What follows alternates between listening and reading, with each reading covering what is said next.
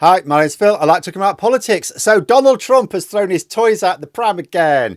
After a Canadian anti-tariff advert, which used Reagan's own words against the orange one, Trump called off all trade talks and has now announced 10% additional tariffs on Canadian imports.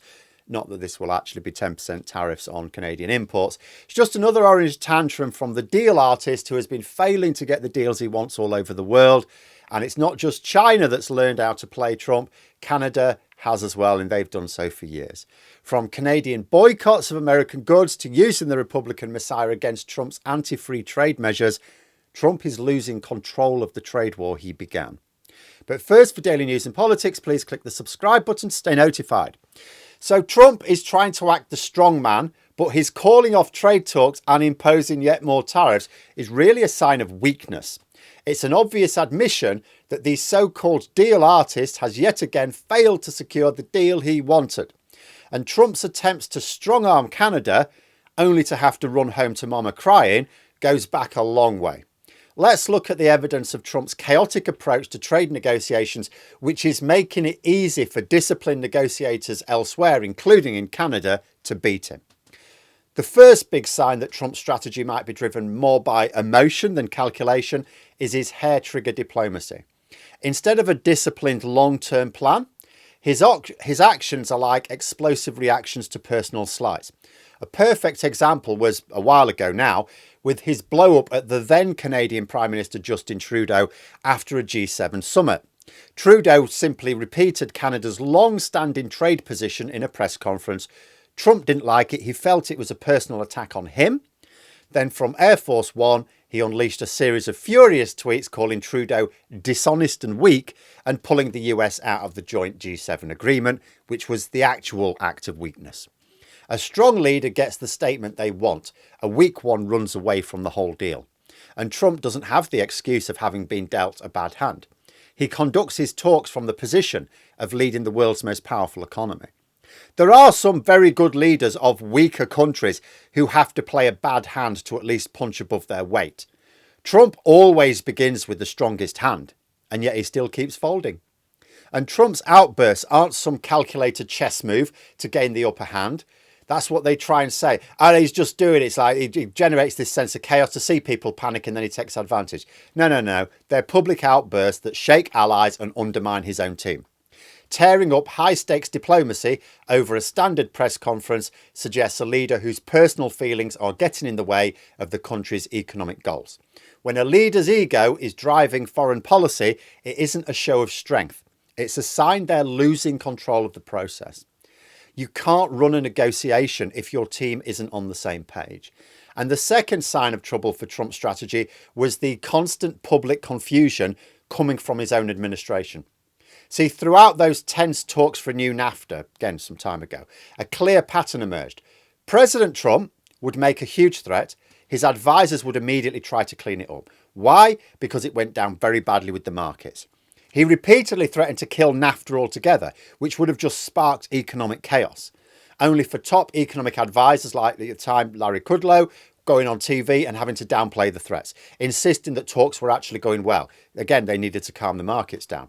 But it created this weird good cop, bad cop vibe, where in this case, the cops didn't actually know what they were doing. This split between Trump's threats and his team's reassurances, it wasn't a clever tactic. It wasn't actually good cop, bad cop. It was a symptom of internal chaos.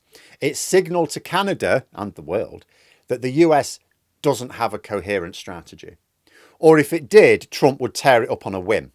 When your own advisors are constantly walking back your statements, it tells your opponent that your policy is in chaos. It's driven by impulse, not a plan.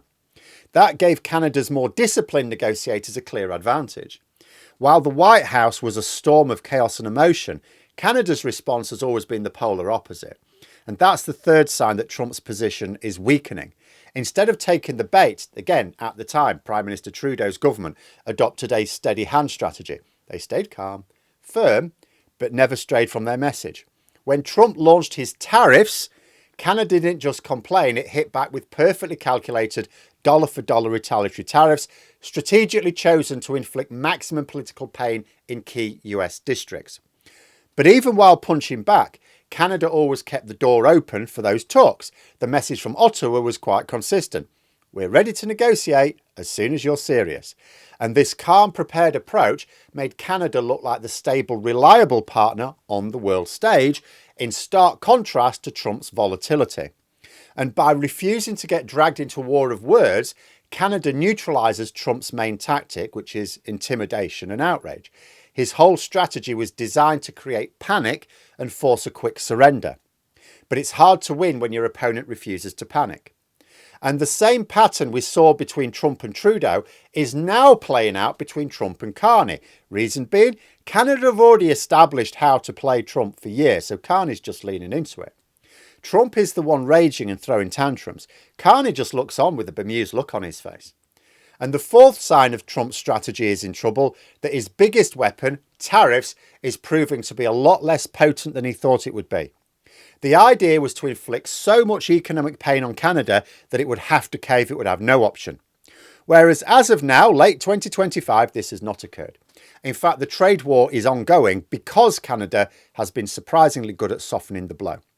For instance, during negotiations in September, Canada strategically removed some of its counter tariffs, but pointedly kept them on politically sensitive US goods like steel and automobiles. I've talked in the past about how the EU are very good at targeting politically sensitive commodities. It was a move that showed they could dial the pressure up or down as needed. Even with the conflict, a huge portion of US-Canada trade, over 85% by, reports I've seen, is tariff-free, thanks to exemptions in the existing agreements. So when Trump says he's slapping an extra 10% tariffs on goods, he likely doesn't mean all goods, just the 15% not covered by the agreements. And even then, I bet it isn't all 15%. Trump will not want to tear up the existing tariff-free agreement because then economic chaos in America. This doesn't mean the tariffs caused no harm to Canada. Of course they've caused harm. They've created uncertainty. They've messed with supply chains. But Canada's response showed that Trump's threats were a bit of a bluff. He can't inflict unbearable pain without also hurting the US economy. And Canada has proven it can take the punch and punch back. And when your opponent can withstand your best shot, you've lost control of the fight. What you would do at this point is you need another strategy. But Trump isn't about other strategies. He just puts his head down and charges. And the fifth and perhaps most crucial sign is the one Team Trump seems to be missing. The world's changed. While Trump is focusing on a 20th century trade war over steel and cars, Canada's quietly playing a 21st century game and building leverage in the industries of the future. That leverage comes from critical minerals. The United States has identified a massive vulnerability. Its heavy dependence on countries like China for the minerals they need for like everything from iPhones, electric vehicles, advanced defence systems. This is why America's recent deal with Australia is so important. But Canada is a huge and secure source of many of these minerals right on their doorstep. And it's actively working to scale up its production of lithium, cobalt, rare earth metals. While its output isn't at the level of global leaders yet, it is strategically positioning itself as the reliable, friendly supplier that America will need for its high-tech and green economy. Who do you want to deal with, Don, mate? Do you want to deal with China or do you want to deal with Canada? Canada's taken a long-term approach here, whereas Trump is changing his mind several times a week based on whether or not he got the right toy in his breakfast cereal. Former Canadian ministers have even argued this gives Canada a powerful trump card, if you'll pardon the expression, for future talks. While Trump is fighting over dairy and lumber, he's ignoring the fact that the US will need Canada for the essential building blocks of its modern economy. The long-term pivot means that even if Trump scores the odd temporary point, his leverage is weakening as Canada becomes more essential to America's future. And this is why Canada is able to look so calm in the face of a raging storm on their southern border. Carney has a mandate to get tough with Trump. And he has the advantage that although America has access to top talent when it comes to trade negotiators, they're being undermined as Trump keeps unilaterally announcing moves without strategy meetings. Trump has often said that he thought a mistake from his first term was listening to experts. They blunted his own natural skills, he thought. So in his second term, he has been determined to act on his own instincts. But his instincts are pants. So even leaders with, on paper, a weaker hand are still getting Trump to fold because far from being a master at the art of the deal, Trump is an unranked amateur.